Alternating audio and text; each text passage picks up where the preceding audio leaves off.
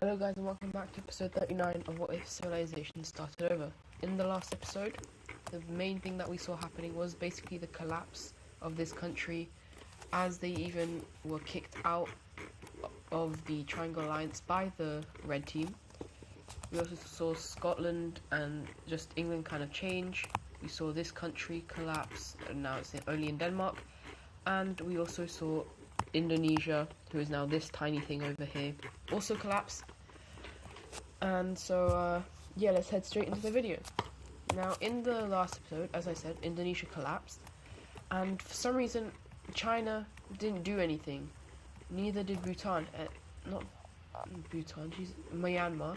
And so that kind of puts a little question mark on these two's head, because, like, are they actually going to help them if they get invaded? And so, we actually see this country right here leaving the Circle Alliance. And we also see this one leaving the Circle Alliance. So it's still quite a popular alliance inside of East Asia, but it is slowly losing its influence. And we also see a lot of the people inside of China be quite annoyed that they didn't help their fellow ally. And with this, we already actually see a kind of rebellion up here in the north, which is just all of this land. Now China actually decides to not fight and decides to let it go, and this is kind of surprising, because why wouldn't they want to not lose land? And so a bunch of people are quite confused, and this kind of just enrages more people inside of the country, because why on earth are they letting this random country just leave? And so, yeah. Anyways, we're going to head over to the Scandinavia. And as we can see, most of these guys are democracies, just like Russia, apart from these guys who are actually fascist. And so, you know what they're going to do? Obviously, they are going to expand. They very quickly invade into this country and take the capital. Russia's then like, oh hell nah, we're not letting you do this, and so they take quite a bit. And so Russia doesn't actually decide to continue, because they're kind of scared, because this country is fascist. They're scared that the Red Team will join in, and that would not be good. Obviously the Russians don't want to start the Third World War, but they are saying that if they have to, that they will declare war on the Red Team. And as well with most of the other countries, like, we don't want to start it, but if we have to, then we will. Anyways, we're now going to head over to the nuclear numbers. These are, let's just say, outdated. So, let's see. So how much the Red Team has? 23 and 5. That's a pathetic joke. How about 40 and 14? So, as I said before, they had 5 in other territories, so that is 9 new nukes. And so if we look at their allies, we're gonna see 5 actually go into the gold team. We're gonna see 3 into this red team, and so that extra 1 is actually gonna go to Korea. No, there's not going to be any extra into any of the other countries, but a lot of different countries, new countries that the Red Team has become friends with, are going to gain them.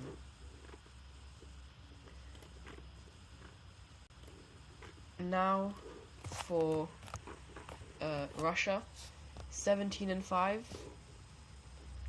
Nope. 34 and 10.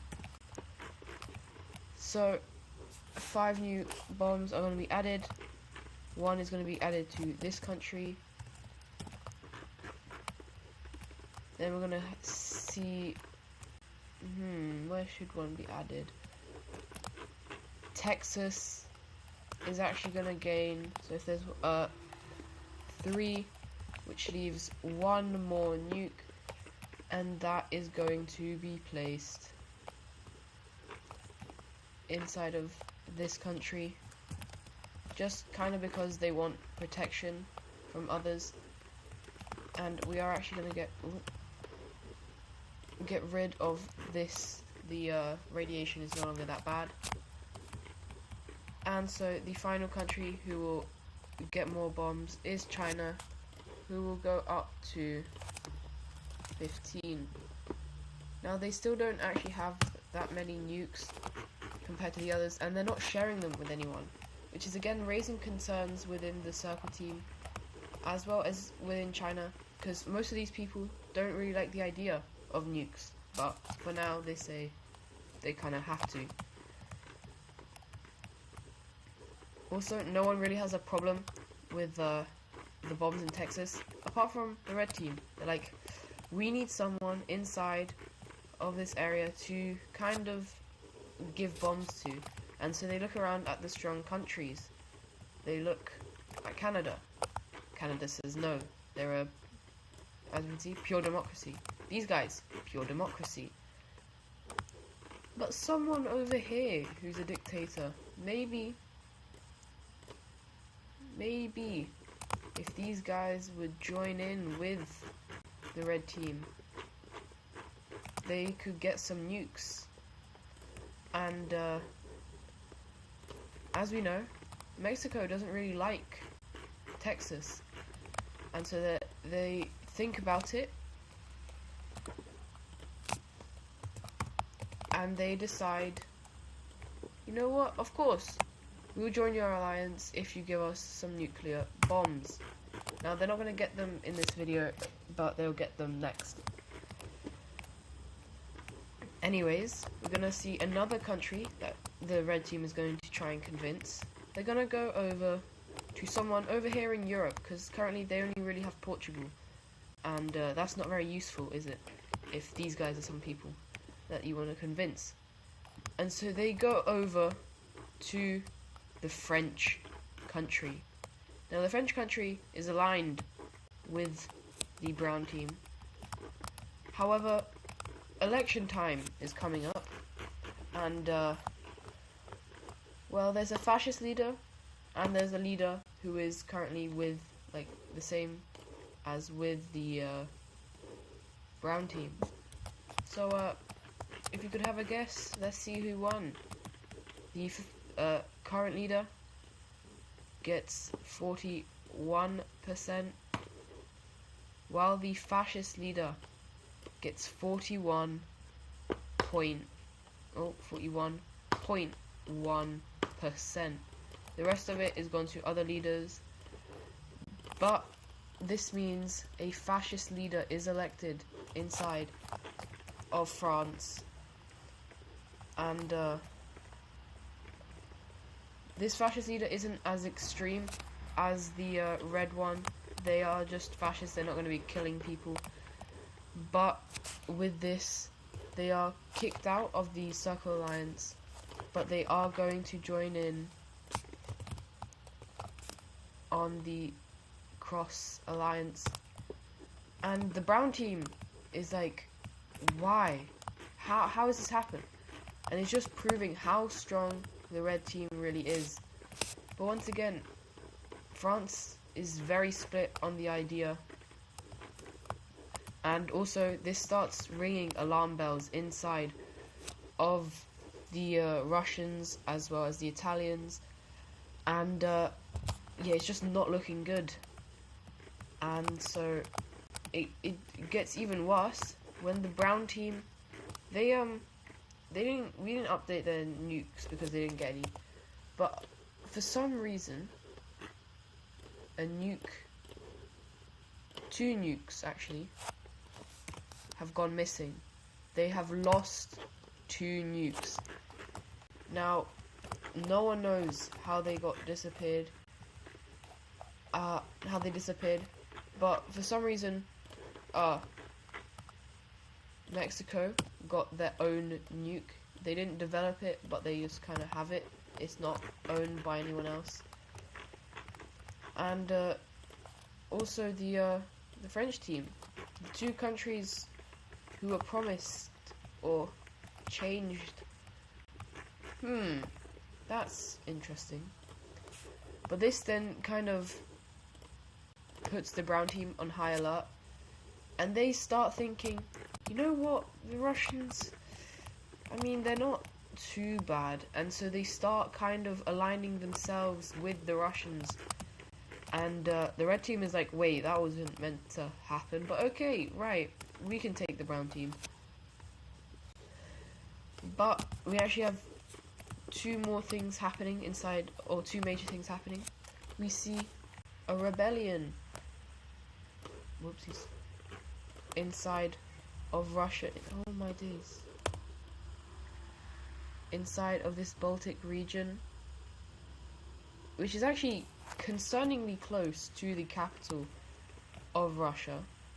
And the rebellion actually picks up quite a bit of speed. And Russia is like, what? They have to push them back.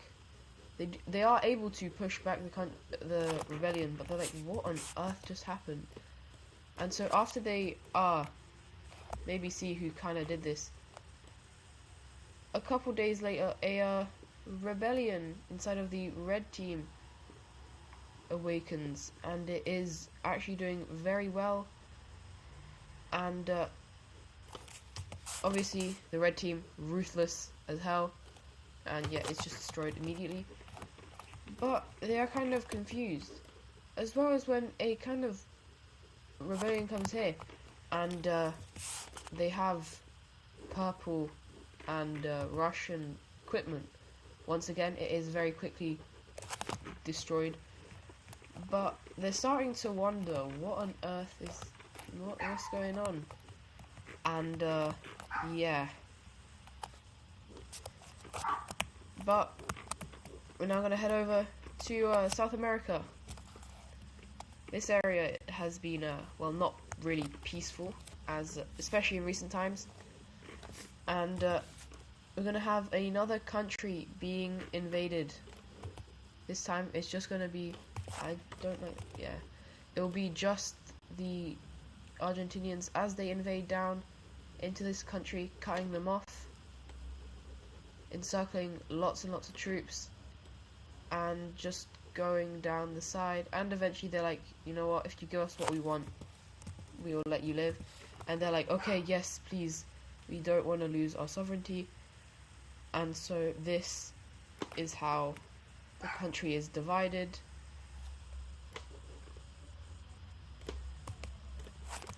And so Argentina has just grown in size very rapidly, and these two obviously happy, but the others, they're not very happy. But anyways, we're now going to take a look away from the map, kind of, but basically there's not just the nuclear race, there's also kind of the space race, but the country investing the most in that is actually Russia. And so they've shot up a person into space, but it failed. It didn't work. They are still alive. They managed to be saved out over here. They try again. This time they land over here. Well, the third time, someone is successfully orbiting in space. They orbit around a couple times, and then they come back down, and they are known as a national hero. Everybody loves him in Russia. But the only thing, he is actually kind of a controversial man. He is, I don't know why I'm drawing stuff. He is kind of not, the government doesn't really like him, but the people absolutely adore him, and they can't really do much. And so this guy is going on national TV doing some crazy stuff, and people are starting to listen to him a bit too much, and yeah, it's not good for the government, but for now they don't do anything. And this also kind of annoys the red team. Why on earth is a astronaut becoming a so influential, and this also causes them to just stop their space program. Like, no one's going into space, they're not even trying it, because they're scared that someone like him will appear in their country. Anyways, we're now going to head over to these guys, as they've just kind of, new government, yay. And you know what government type they are? Oopsies. They are actually communist. We have our 4th communist country, I think. I forgot to give this. Yeah, 1, 2, 3, 4. There might be another one, but for now there's only 4 communist countries, and these guys are slowly gaining better relations, as we also see sorry, this country right here, the Cyan team, also getting a communist government. And so we kind of see these guys even form their own alliance.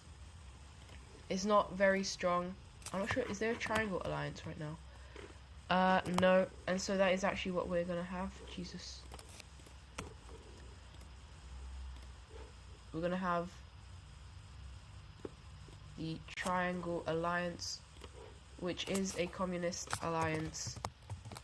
For now, it's just going to be these 3 countries inside of Central Asia, but the other countries around are going to be like, maybe we should join that. Obviously, Argentina isn't, but yeah, no, there's no real major country that is communist yet, and so for now they can't really do much. But anyways, for the last thing, let's go look at a war, because I don't think we've really had that many in this episode. And we're actually going to see quite a large one over here in Africa, as we see fascist country is going to start a massive invasion into these guys. But we see the blue team actually coming in, trying to save them, even though they're not really saving them, they're just kind of taking land. And so the peace treaty will look something like this. The blue team will get all of this land,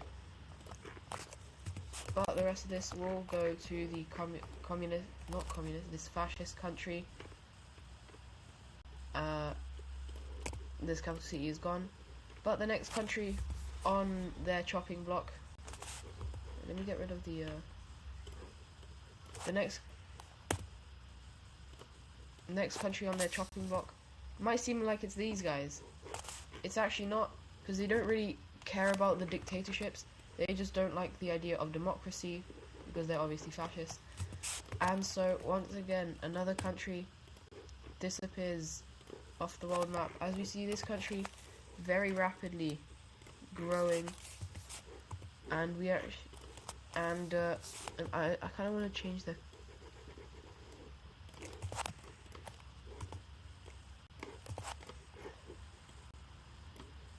maybe just like a, yeah, I think that's cool. And so people start being concerned, like, why is this happening? And we soon get an explanation.